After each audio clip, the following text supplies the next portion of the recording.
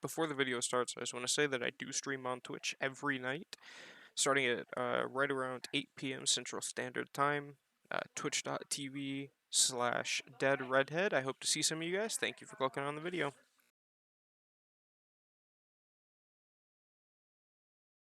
Welcome to the guide on flankers for Paladins.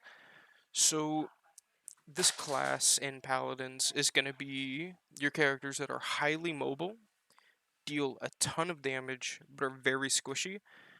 If you take even one misstep, you can very quickly die.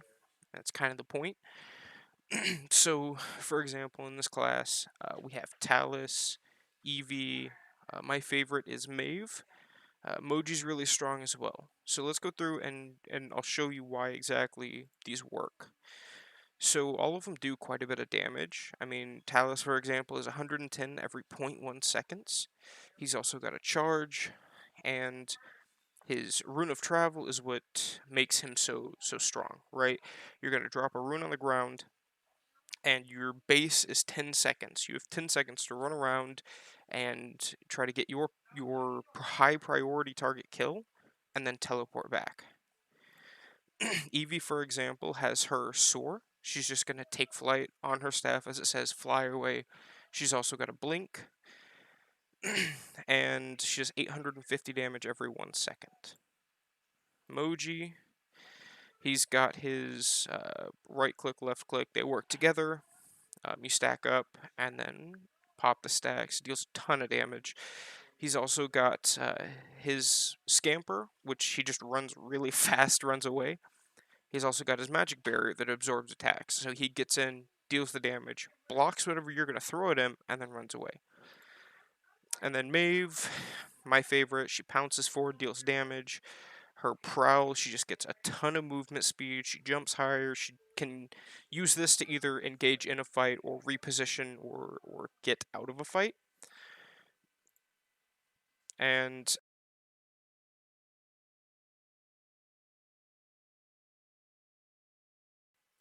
the first thing you're going to want to do when you start learning how to play flankers is get down this 4-step method on how you're going to take a fight. I feel like it's important to know just because it kind of gives you some kind of course to follow. So the first thing you're going to want to do is assess and determine which character on the enemy team you need to be prioritizing. The next step you're going to want to take is determining and deciding how you're going to get to your target, meaning how you're going to be able to reach them with as little interference as possible in between. The third step you're going to want to take is knowing your escape route after you take your priority target out of the fight, either by elimination or just doing enough damage to where they're not around. The fourth is just executing that plan that you've come up with.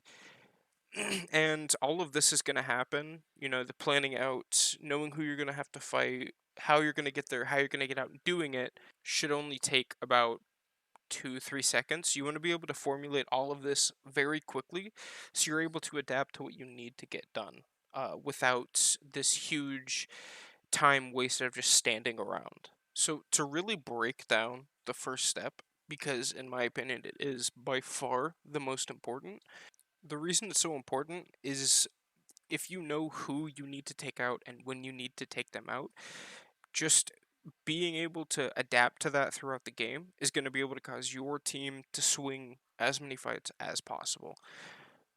So usually you want to follow the list of you want to go for healers first, then DPS, then tanks. This is incredibly flexible though. You need to be able to pinpoint before a fight happens where your team is either lacking or needs help in. So of course you want to go for the healers, but if you notice throughout the game, like let's say they have uh, a sniper and you don't have a front line that's able to shield and block those shots, and they're just being able to get easy kills on your healer, you need to be able to adapt throughout the game and go for those snipers that are causing the issue. This ability to switch your focus between whichever target is causing issues is going to help you succeed in every fight as a flanker. I can't stress how important it is to be able to assess the situation, pick the priority target, take it out, and get away, causing that numbers advantage that can help your team steamroll for the rest of the game. One thing I have noticed is people don't quite understand why flankers are as important as they are. Flankers have the ability to change a team fight before it even starts if played well. Having the ability to execute an enemy before the fight breaks out, especially a high priority one, creates a numbers advantage for your team. This can be massive in creating opportunities for your team to capitalize on and create leads. Another way flankers can create openings for your team is as simple as just pulling focus from their backline, their healers, their DPS. If you can get that attention on you, even if you're not eliminating them or anything, being able to pull those cooldowns creates other opportunities for your team to gain momentum and push for openings that way. My biggest warning though for flankers is going to be stay away from extended fights. Flankers typically want to be in a situation where they can quickly and efficiently burst an enemy down and run away before repeating that process. You're going to want to stay away from these extended fights again because the biggest portion of your power is going to be cooldowns. So if you get in an extended fight, you blow all of your cooldowns, you're kind of stuck in this situation where you have quite a while until they come back up, and you're not going to be able to do enough damage to really keep them from just taking you out. The ability to, go in, execute, jump back out, and wait for the cooldowns to come back up is what you're going to have to do. You can't try and swing these massive fights as a flanker.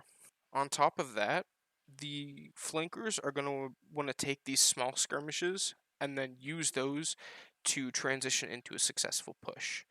Um, a flanker needs to be able to quickly assess the game and find those small moments of vulnerability on either a healer, a DPS, just whatever you need to be taken care of, and get them out of the game. Another big part in playing a flanker is the itemization.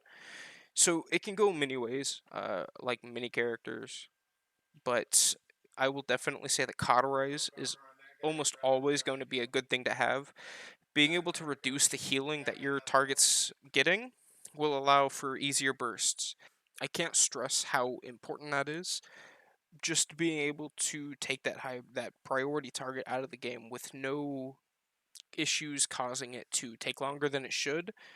I can't stress how important that is.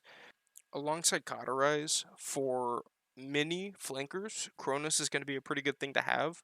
Uh, Quite a few flankers are heavily reliant on their cooldowns as being a big part of how they play, and having as little downtime as possible can be a pretty big swing in power.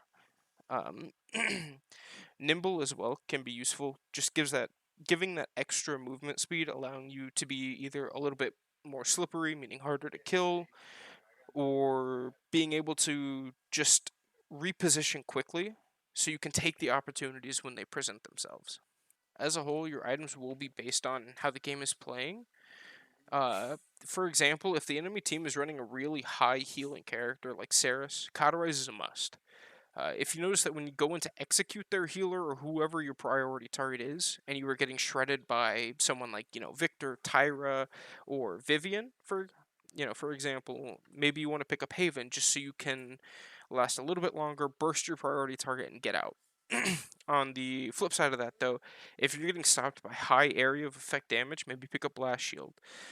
This train of thought will continue throughout the game as you decide what to buy to increase your chances of taking out your high priority targets and getting away without dying. All right, so I wanted to take everything that I've talked about so far and really show it in action. So before we start this clip, I want to say that you can see that they have a Khan for a front tank, Janos for a healer, Victor, Koga, and Kanessa, right? And on our side, we have a Rom, Saris, Maeve, which is me, and Droxus, and Sky.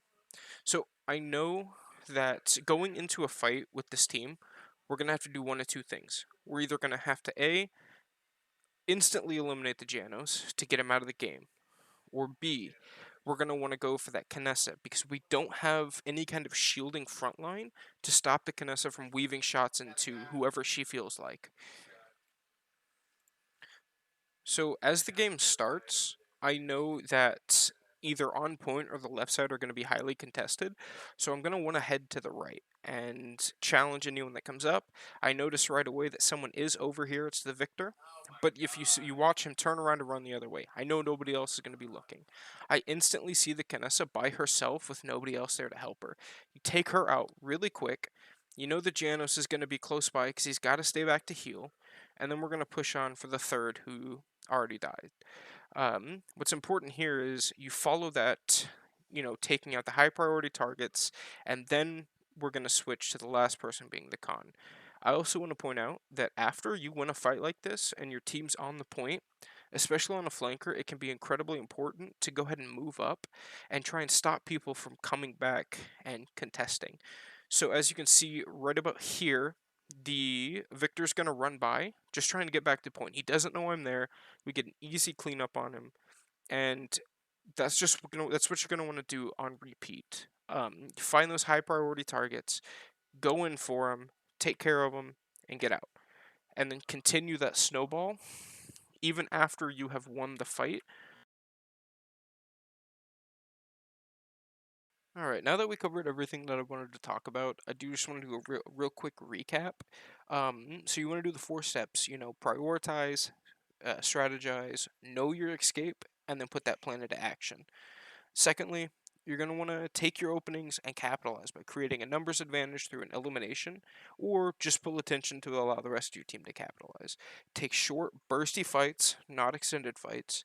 And lastly, itemize around what can give you the highest likelihood of success in your executions. Alright, thank you for sticking around to the end of the video. It's much appreciated. I want to let you know again that I do stream on Twitch every night, 8 p.m. Central Standard Time, as I said in the beginning. Thank you for stopping by. If you learned anything or enjoyed my breakdown of the flanker class, hit the like button, subscribe. I will be doing more of these guides. And if you do have a specific character that you want broken down, go ahead and leave a comment, and I will definitely get on that for you. Alright, you guys have a great day.